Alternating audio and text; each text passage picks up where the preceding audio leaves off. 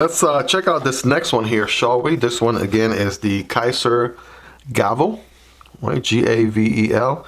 It is a Mark Perez or Mark Perez, right? I'm Hispanic, right? That's how we say that last name. Mark Perez design here, all right? And this one is a 2.88 inches. We got 154 cm brass and micarta going on. It is a steel liner, and let's check it out without further ado. Let's go ahead and get this thing open here, shall we? Bam, there we go. All right, let's see if you guys are ready. I'm ready. Here we go. All right, got the instructions here. We have the wiping cloth going on right there. Ooh, this one's seen some use already. Check that out. And we have, what do we have here? We have all the Kizer product, right? Usage, care, warranty, all that good stuff. So I'll keep it there in frame if you want to go ahead and pause the video to check that out. That is up to you. We have the Kizer Koala, looking like the Godfather over there. Like sticker going on here. And last but not least, boom, here is the knife. All right, check this thing out right here. Okay. So first things first, okay, a little bit of weight to it because of the brass, which I'm sure is gonna patina very, very well on this one, right? The rest of the handles are micarta. The brass is on the bolsters right there, which is interesting. We got prow liners all throughout. First impressions, I thought this knife was maybe half an inch bigger for some reason, but it is a little bit on the smaller side, to say the least. I'm seeing big hardware all throughout, which is a good sign. All right, nice in a line right there. Check that out.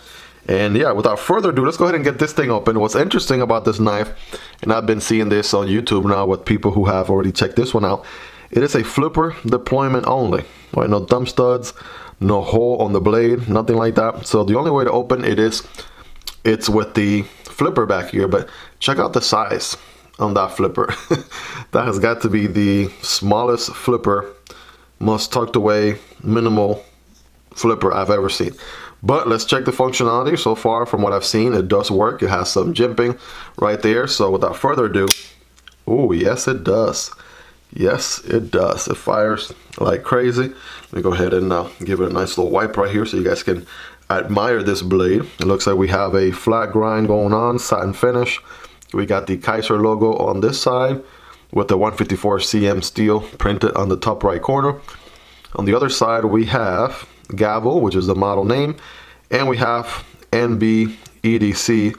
By the way, yes, Mark Perez, I believe he goes by Loot EDC, if I'm not mistaken. New Breed EDC is his brand, right? So that's what we see, NB EDC for New Breed EDC printed right there. All right, so check him out.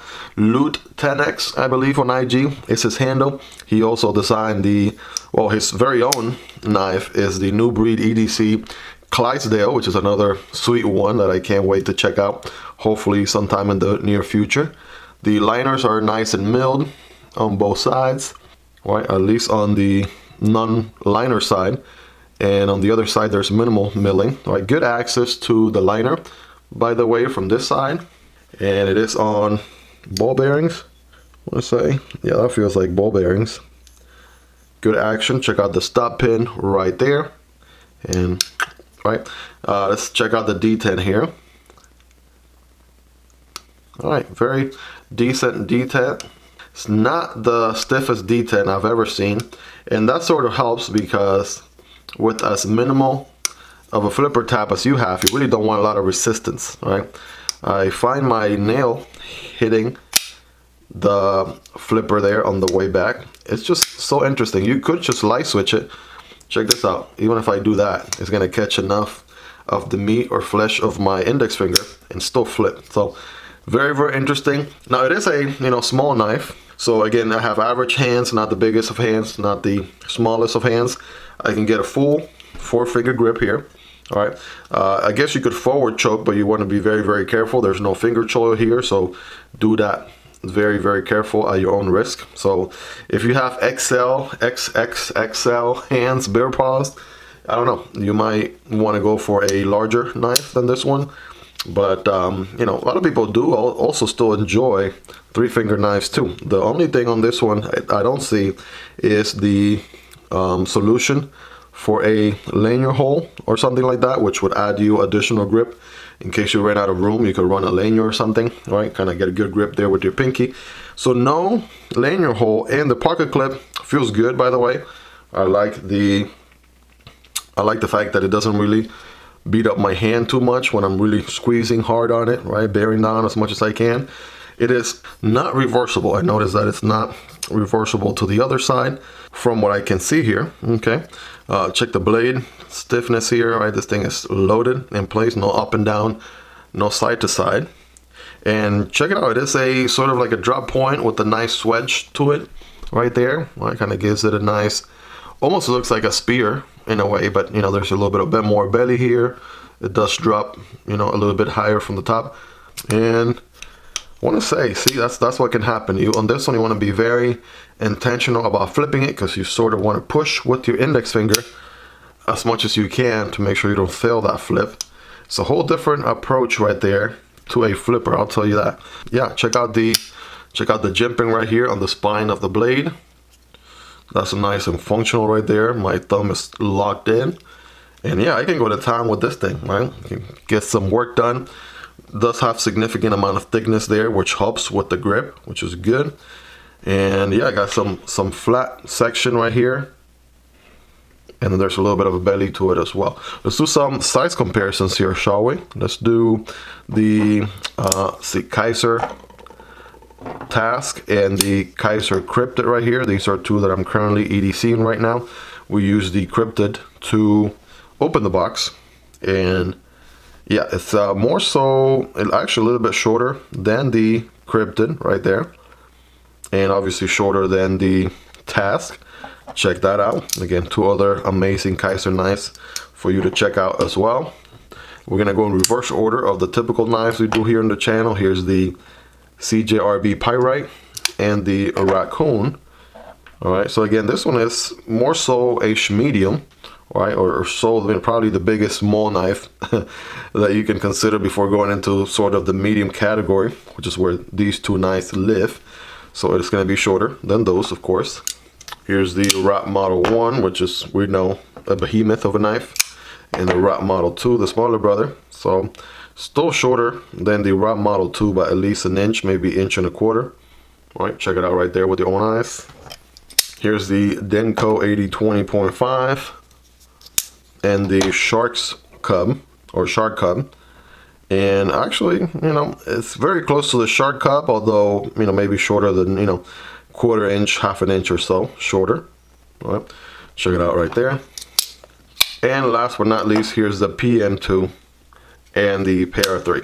Okay, so again, did I mention it was a slightly smaller EDC knife, right?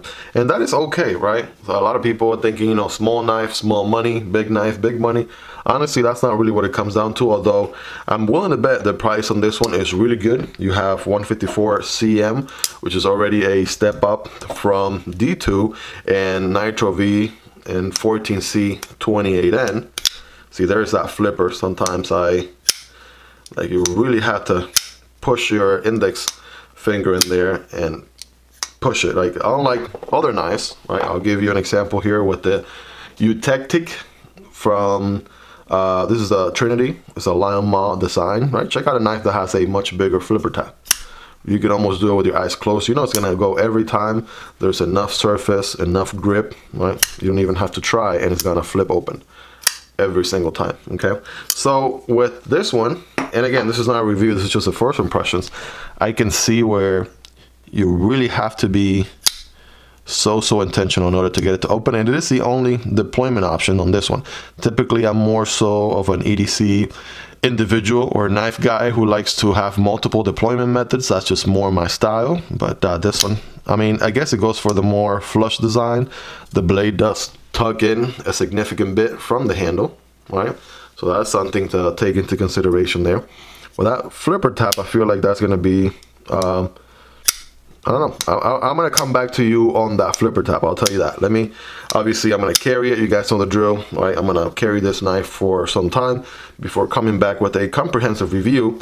I can't really judge it right now because I've only spent about 10 minutes or so looking at the knife. So that's just some first impressions and reactions. Obviously I am gonna notice that it's way shorter than pretty much every other knife with a flipper that I've ever tested, but you know, maybe it turns out to be okay, right, during the carry experience. So let's just go ahead and do a very scientific paper cutting test here, shall we?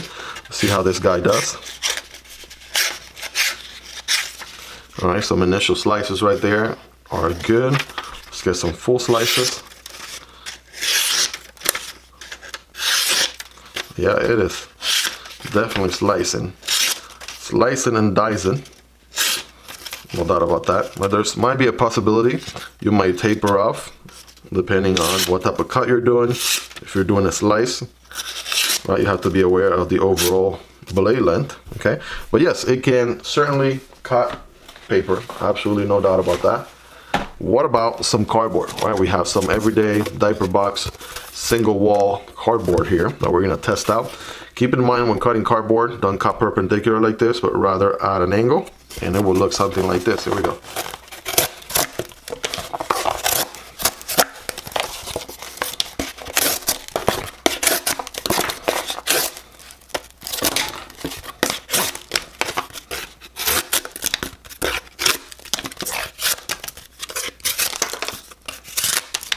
And yes, that flat grind will put in work, right?